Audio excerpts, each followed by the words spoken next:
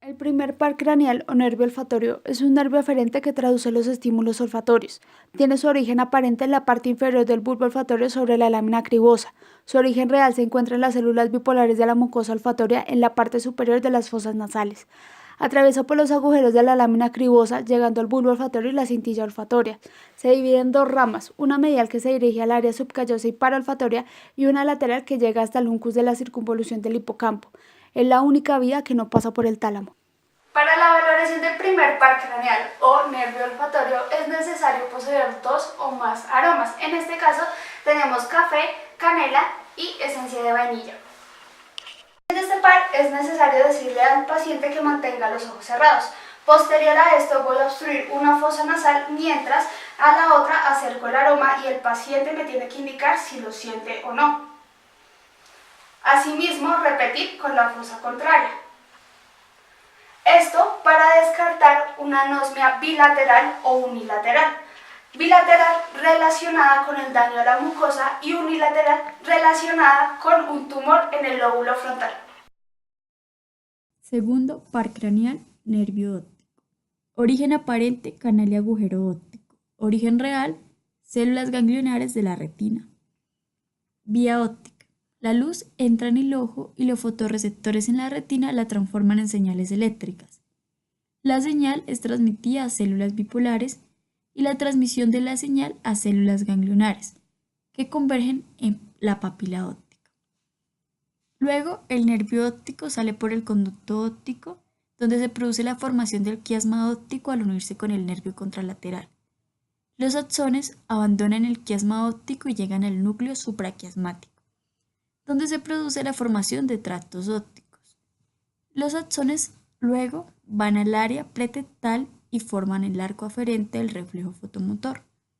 Y los axones restantes van al cuerpo geniculado lateral, donde se produce la formación de radiaciones ópticas, que entran al hemisferio cerebral de la porción sublenticular de la cápsula interna, que llega a la corteza visual, donde se hace el envío de señales a áreas de asociación visual y a campos oculares frontales.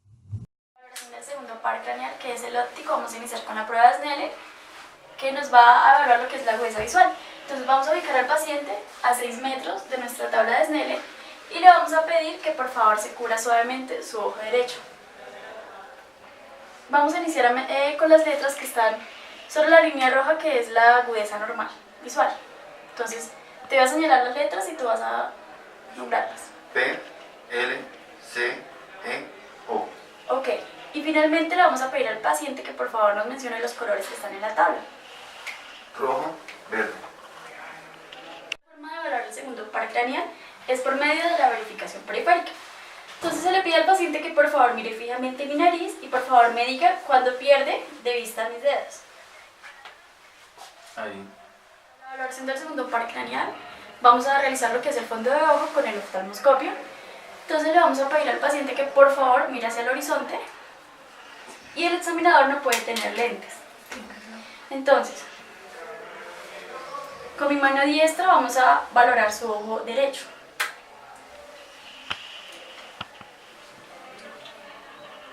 Ingresamos por lo que es la parte temporal, moviéndole la laminilla para poder enfocar bien, y vamos hacia la parte nasal.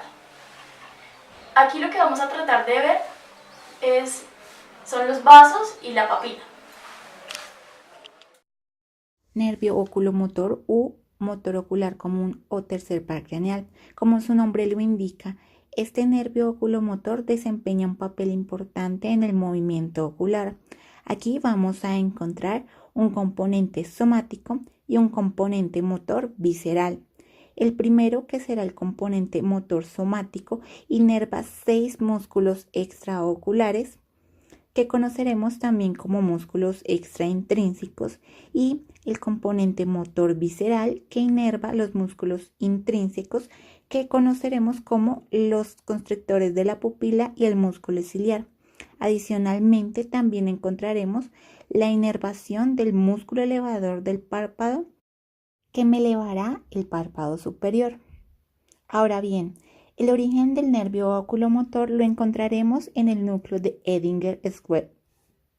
que después pasará entre las arterias cerebrales posteriores y las superiores, que discurrirán hacia adelante, perforarán la dura madre e ingresarán al seno cavernoso, por donde posteriormente discurrirán a lo largo o paralelo al nervio troclear. Luego continúan hacia adelante en la fisura orbitaria superior, la cual a medida que entra a la órbita superior atraviesa el anillo tendinoso, las cuales se ramificarán en divisiones superiores e inferiores de los músculos anteriormente mencionados. Los músculos ya mencionados. Complejo motor visceral, tercer par craneal, vía eferente parasimpática. Este iniciará en el núcleo de Edinger-Westerwald, que se encontrará situado en el mesencéfalo en la porción anterior del complejo oculomotor. Aquí, los axones motores viscerales preganglionares abandonan el núcleo y discurren ventralmente a través del mesencéfalo con axones motores somáticos, que estos dos en conjunto me generarán el nervio craneal número 3. Estos se ramificarán desde el nervio hasta el músculo oblicuo inferior y terminarán en el ganglio ciliar de los músculos extraoculares. Ahora bien, el núcleo de Edinger-Westerwald me generará la inervación de los músculos extraoculares.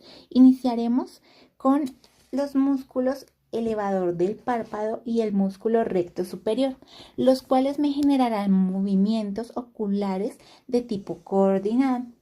El músculo elevador del párpado lo encontraremos en el subnúcleo central y el músculo recto superior lo encontraremos en el subnúcleo medial. Ahora bien, encontraremos también un subnúcleo lateral que se dividirá en tres: el dorsal, intermedio y ventral. La parte dorsal me inervará el músculo recto inferior, el cual me generará poder mirar hacia abajo. El músculo oblicuo inferior lo encontraremos en el subnúcleo lateral, pero en la parte intermedia. Y por último, el músculo recto medial lo encontraremos en este mismo subnúcleo lateral, pero en la parte ventral. Este último me permitirá generar movimientos hacia la línea media central, lo que conoceremos como una. La evaluación clínica del tercer par craneal u oculomotor la vamos a hacer primero que todo observando la posición de los párpados. Vamos a pedirle al paciente que mire hacia el frente, por favor. Y vamos a identificar que en ambos párpados estén por encima del nivel de la pupila. Ahora bien, vamos también a evaluar los movimientos extraoculares del paciente. Vamos a solicitarle al paciente que por favor mire hacia arriba. En ese momento vamos a poder identificar que el músculo recto superior y el músculo elevador del párpado están adecuadamente inervados. Ahora vamos a solicitarle al paciente que mire hacia el frente, mire hacia abajo por favor, identificando que el músculo recto inferior está adecuadamente inervado, mire hacia el frente por favor, y por último vamos a observar que el músculo recto medio está inervado. Por favor, mire hacia la punta de su nariz. Gracias. La evaluación del tercer par craneal de la vía eferente la vamos a poder hacer a través del reflejo fotomotor. Vamos a solicitarle al paciente que observe hacia el frente y vamos a acercar una luz a la pupila, observando la miosis de ambos ojos y cómo la pupila regresa a su estado normal. Posteriormente podemos también hacer el reflejo de acomodación. Vamos a solicitarle al paciente que observe el siguiente objeto. Desde lejos vamos a ir acercándolo poco a poco a su nariz y vamos observando la acomodación que tienen ambos ojos. En esta acomodación también se va a poder observar una miosis de ambas pupilas. Vía del cuarto par craneal. El origen verdadero del cuarto par craneal es el núcleo motor del cuarto, ubicado a nivel del mesencéfalo en el colículo inferior. De aquí nacerán las fibras eferentes somáticas generales. Estas se decusarán tras su origen real, que será en la parte dorsal del mesencéfalo. Luego llegarán a la pared externa del seno cavernoso, en donde se ubicarán inferiores al tercer par craneal y superiores al sexto. De ahí saldrán por la hendidura esfenoidal y llegarán directamente al músculo oblicuo superior. Para la valoración del cuarto par craneal se le va a pedir al paciente que siga el dedo. A la hora de ver de que los dos ojos confluyen mirando hacia la parte de la nariz, vamos a mirar que está funcionando correctamente la parte del oblicuo superior. Nervio trigémino o quinto nervio craneal. Este emerge sobre la cara medio lateral de la protuberancia como una raíz sensitiva grande y una raíz motora más pequeña. Su ganglio trigémino o ganglio de Gasser estará situado sobre una depresión denominada cavidad trigeminal, la cual encontraremos en la fosa craneal media, y sus axones de la cara distal del ganglio formarán tres divisiones mayores que conoceremos como rama B1 u oftálmica, la B2 maxilar o B3 o mandibular. División oftálmica o B1. Esta saldrá del ganglio trigeminal, formando una rama meningia para el cerebro y otras que atravesarán la fisura orbitaria superior, las cuales me generarán la formación del nervio frontal, nervio nasociliar y nervio lagrimal, las cuales posteriormente me irán a inervar el nervio y la glándula lagrimal, el ganglio ciliar largo corto, el nervio infratroclear, el nervio nasal interno, el nervio supratroclear, el nervio supraorbitario, los nervios del seno aéreo frontal y de los nervios etmoidal anteriores y posteriores. División maxilar o B2. Esta también emergerá desde el ganglio trigeminal. Acá se formarán tres ramas: la rama meningia para la fosa craneal anterior, otra para la fosa craneal media y otra que transcurrirá a través del foramen redondo mayor, en los cuales se me formará un nervio maxilar que me llevará a la formación de un nervio y un ganglio pterigopalatino, que me formará un nervio faringio, unos nervios palatinos mayores y menores, me formará también una rama del nervio cigomático, me formará también pequeñas ramas de los nervios alveolares superiores y a través del agujero infraorbitario se me formará el nervio infraorbitario. División mandibular o rama B3. Este, al igual que los otros, se formará a través del ganglio trigeminal. Esta rama atravesará el foramen oval, que irá a la par con la arteria meningia media. Se formará inicialmente un nervio auriculotemporal. Formaremos también un nervio bucal. Discurrirá posteriormente para formar el nervio alveolar inferior, que atravesará el foramen mandibular para generarme una rama para el canal mandibular del mismo nervio alveolar inferior y otro para formarme el nervio del foramen mentoniano. También se me generará al mismo tiempo un nervio lingual. Para la evaluación del quinto par craneal, la rama sensitiva motora, vamos a iniciar con la parte B1, que va a ser el reflejo corneano. Vamos a utilizar un algodón en el cual vamos a pedir al paciente que mire hacia el lado opuesto de donde yo voy a evaluar. Le pido por favor que abra el ojo lo más que pueda y se le realiza el reflejo que vamos a ver evaluado la parte aferente, que va a ser el reflejo del quinto par craneal, y la parte deferente, que va a ser del séptimo par craneal. Posteriormente vamos a realizar la evaluación del mandibular, que va a ser la rama B2, en la cual vamos a pedirle al paciente que por favor abra y cierre la mandíbula, y posteriormente que abra y trate de cerrar la mandíbula y nosotros ejerciendo la presión. Y en lo último vamos a evaluar la rama mandibular, que va a ser la B3, en la cual vamos a pedir al paciente que por favor abra la mandíbula, la deje suelta y vamos a colocar el primer dedo en nuestra parte inferior de la mandíbula del paciente y con el martillo vamos a realizarle el reflejo mentoniano. Para la evaluación del quinto par craneal vamos a hacer de forma sensitiva y motora. La sensitiva, vamos a pedirle al paciente inicialmente que por favor cierre los ojos y vamos a hacer un toque de sensación a ambos lados en la cara, preguntándole al paciente si siente.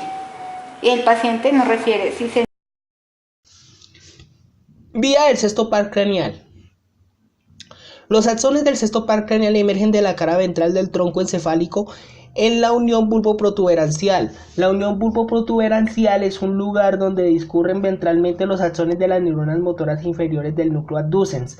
El núcleo adducens también posee neuronas internucleares que se proyectan en el fascículo longitudinal medial, en las neuronas motoras inferiores del recto medial, en el núcleo oculomotor lateral.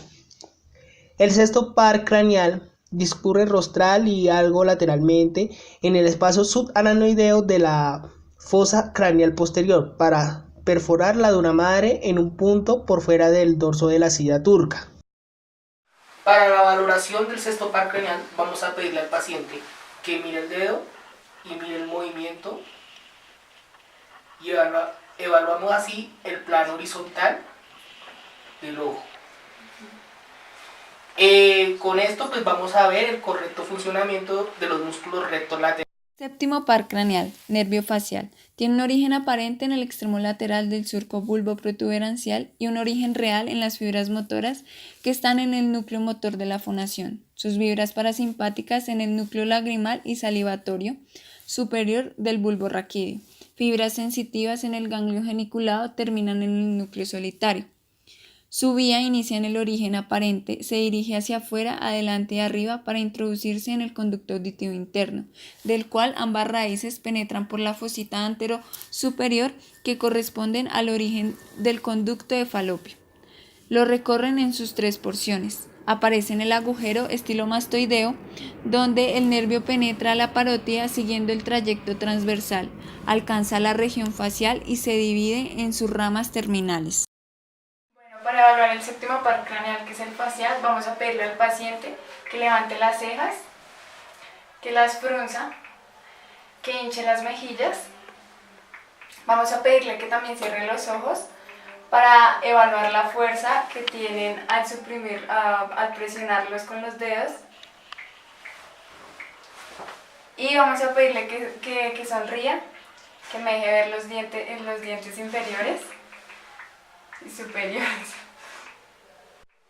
Para evaluar la parte sensitiva del séptimo par craneal, vamos a decirle al paciente que se tape la nariz y que abra la boca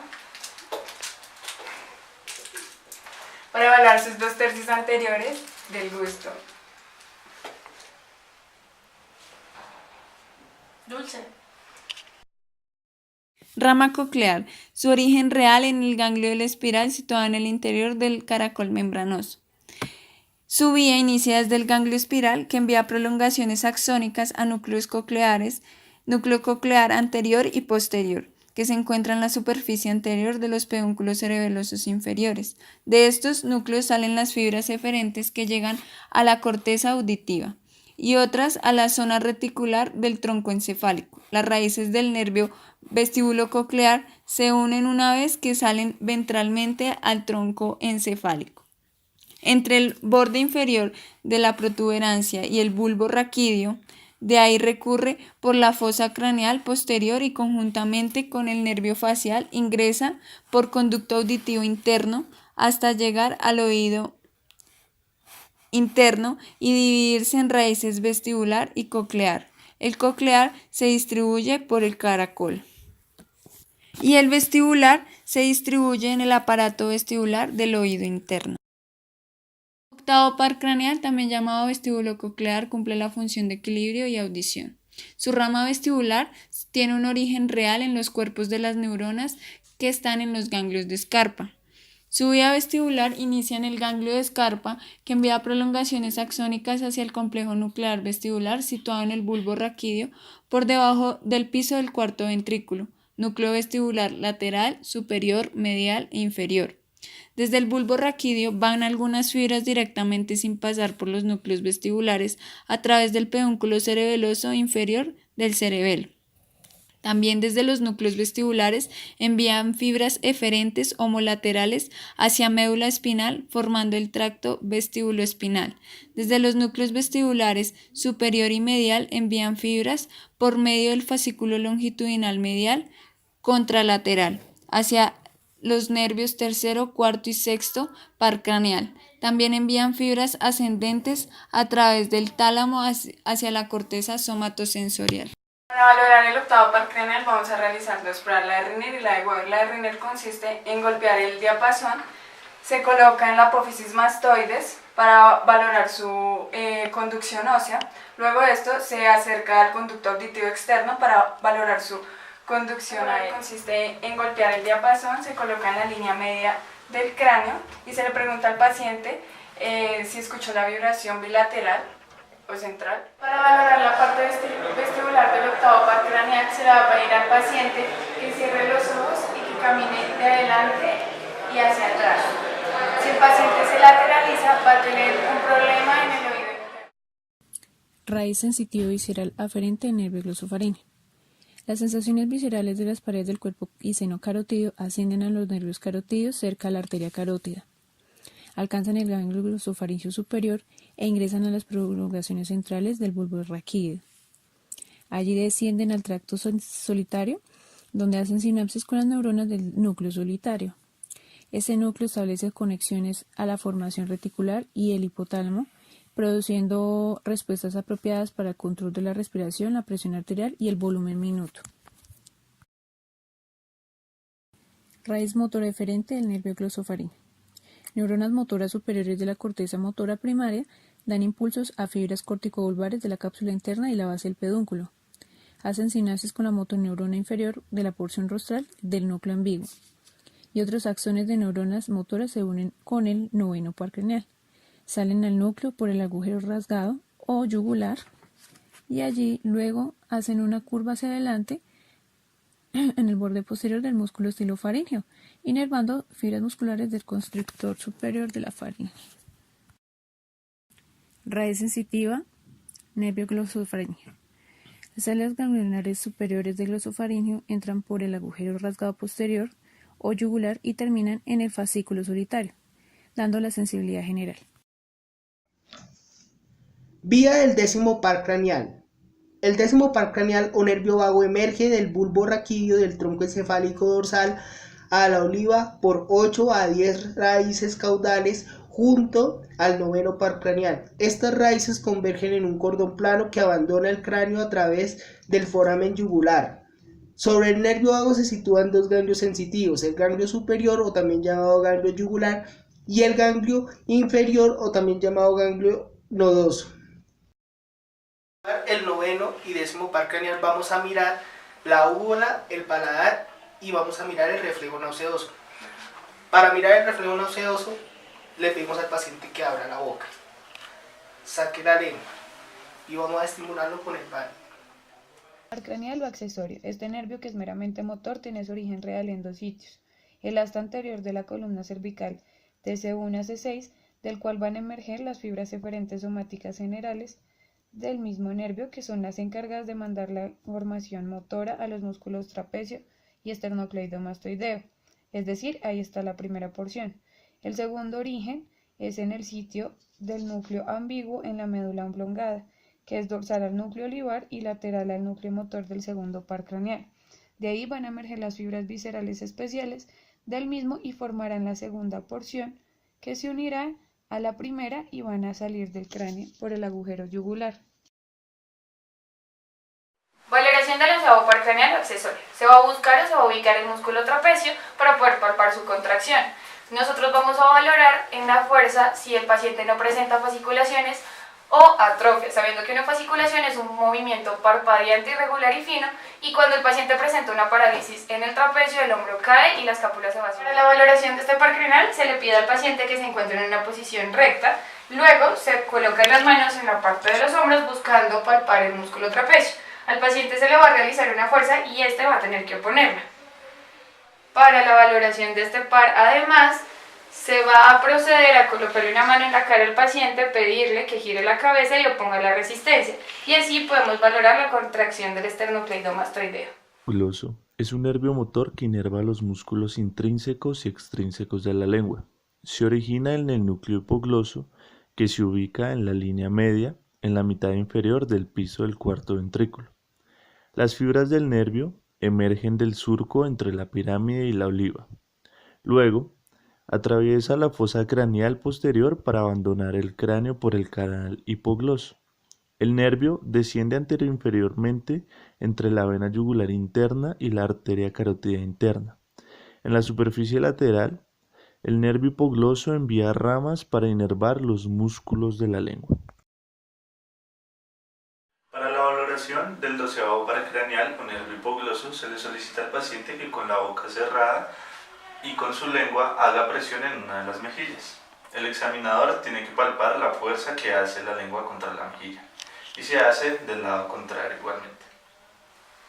Otra de las técnicas que se puede utilizar para la valoración de este par es solicitarle al paciente que haga protrusión de la lengua.